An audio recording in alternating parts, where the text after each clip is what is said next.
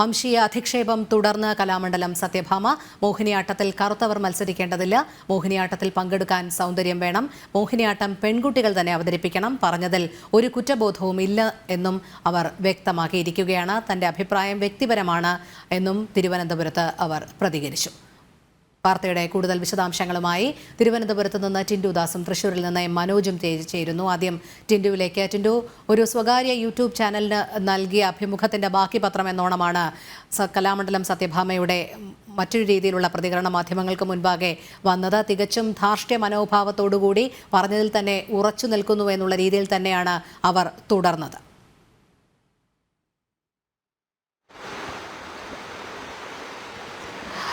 തീർച്ചയായും രോഹിണി, വംശീയ അധിക്ഷേപം തുടർന്നുകൊണ്ട് തന്നെയായിരുന്നു കലാമണ്ഡലം സത്യഭാമയുടെ പ്രതികരണം.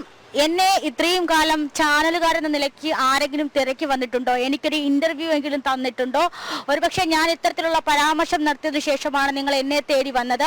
ഞാൻ പറഞ്ഞതിൽ നിന്നും പിന്മാറില്ല. പട്ടിയുടെ വാലിൽ വരെ ഭരതനാട്യമുള്ള കാലമാണ്. അത്തരത്തിലൊരു വാക്ക് കൂടി അവർ കോട്ട് ചെയ്ത് അവസാനമായി പറഞ്ഞിട്ടുണ്ടായിരുന്നു.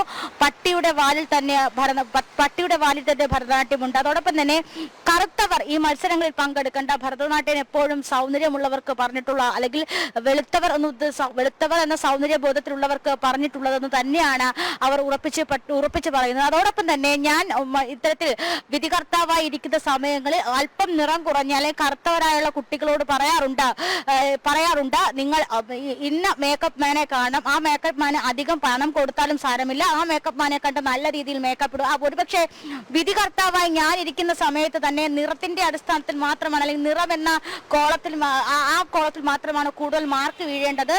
ഭരതനാട്യം എന്ന കല പുരുഷന്മാർക്ക് അഭ്യസിക്കാൻ യോഗ്യതയില്ല. സ്ത്രീകൾക്കാണ് ഈ ഭരതനാട്യം എന്ന കല അഭ്യസിക്കാൻ യോഗ്യതയുള്ളത്.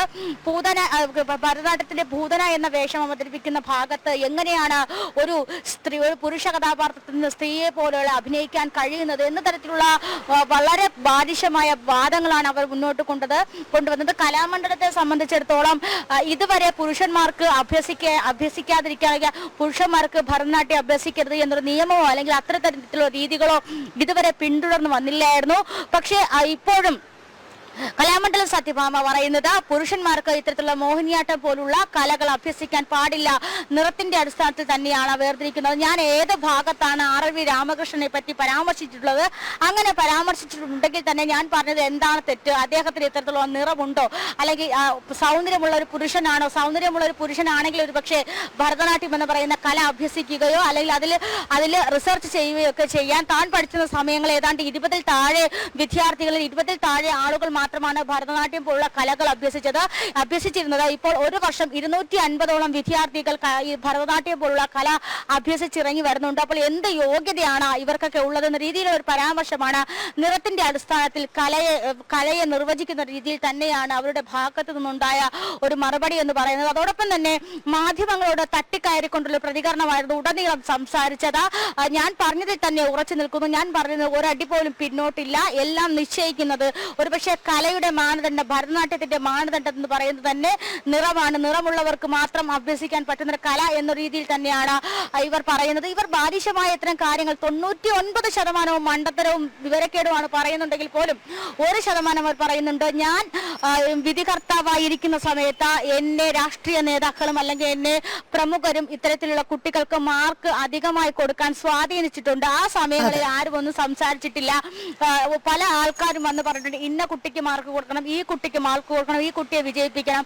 അത്തരം സംഭവങ്ങൾ ഉണ്ടായിരുന്നു. അപ്പോൾ ഇവരുടെ ഭാഗത്ത് നിന്നും അപ്രിയ സത്യങ്ങളും പുറത്തു വരുന്നുണ്ട്. അതോടൊപ്പം തന്നെ ഒരിക്കലും ഒരു പൊതുസമൂഹത്തിന് അംഗീകരിക്കാൻ കഴിയാത്ത രീതിയിലുള്ള പ്രതികരണങ്ങളാണ് പുറത്തു വരുന്നത്. എല്ലാ ഘട്ടങ്ങളും മാധ്യമങ്ങൾ പറഞ്ഞതുപോലെ തന്നെ ഒരു മുതിർന്ന കലാകാരിയുടെ ഭാഗത്ത് നിന്ന് ഇത്രയും അടിസ്ഥാനരഹിതമായ പ്രതികരണം എങ്ങനെ വന്നു എന്നുള്ളതാണ് ഏവരും ആകാംക്ഷയോടുകൂടി ഉറ്റുനോക്കുന്നത്. പക്ഷേ അവർ പറഞ്ഞ ധാർഷ്ട്യത്തിന്റെ ഭാഷയിൽക്കിടയിൽ ഒരു കാര്യം കൂടി അവർ, അപ്രിയ സത്യം കൂടി അവർ പറയുക പറയുകയുണ്ടായി. പല മത്സരങ്ങളിലും ഈ സമ്മാനം നൽകുന്നത് പല ഇഷ്ടക്കാർ, രാഷ്ട്രീയ സ്വാധീനമുള്ളവരെയൊക്കെയാണ് എന്നുള്ളതും അവർ എടുത്തു പറയുകയുണ്ടായി. നേരത്തെ തന്നെ ഒരു ലിസ്റ്റ് തരും, അതനുസരിച്ചാണ് മത്സരാർത്ഥികളെ തിരഞ്ഞെടുക്കേണ്ടത് എന്ന രീതിയിലുള്ളൊരു പ്രതികരണം കൂടി അതിനിടയിലുണ്ടായി. എം മനോജ് തൃശ്ശൂരിൽ നിന്നുകൂടി ചേരുന്നുണ്ട്.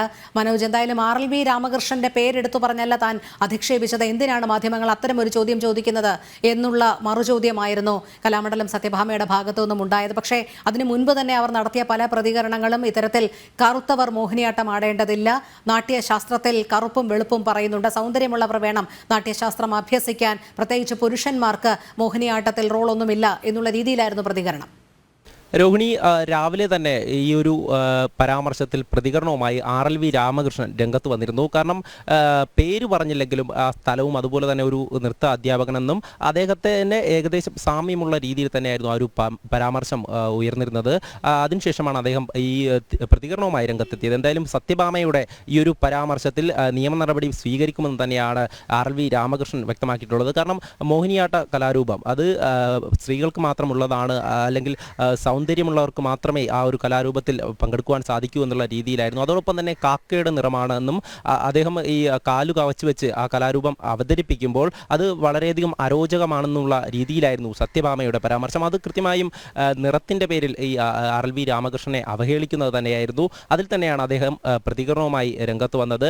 നേരത്തെയും ഇത്തരത്തിലുള്ള അവഹേളനങ്ങൾ തനിക്ക് ഉണ്ടായിട്ടുണ്ടെന്നും ഇത്തരത്തിലുള്ള ഈ കലാരംഗത്ത് പ്രവർത്തിക്കുന്നവർ അവരുടെ മനസ്സിലുള്ള ആ ഒരു ഈ നിറത്തിൻ്റെ പേരിലുള്ള വിവേചനവും അതുപോലെ തന്നെ ജാതീയതയും ഒക്കെയാണ് പുറത്തു വരുന്നതെന്നാണ്.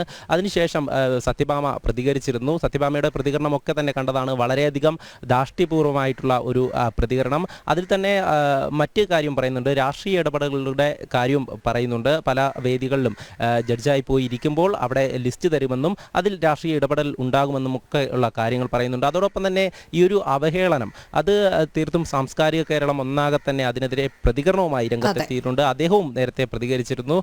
അതോടൊപ്പം തന്നെ സാംസ്കാരിക രംഗത്തെ പ്രമുഖരും ഫേസ്ബുക്കിൽ ഉൾപ്പെടെ കുറിച്ചിരുന്നു. എന്തായാലും ഈ ഒരു പരാമർശത്തിൽ വലിയ തരത്തിലുള്ള ഒരു പ്രതിഷേധം ഉയരുന്നുണ്ട്.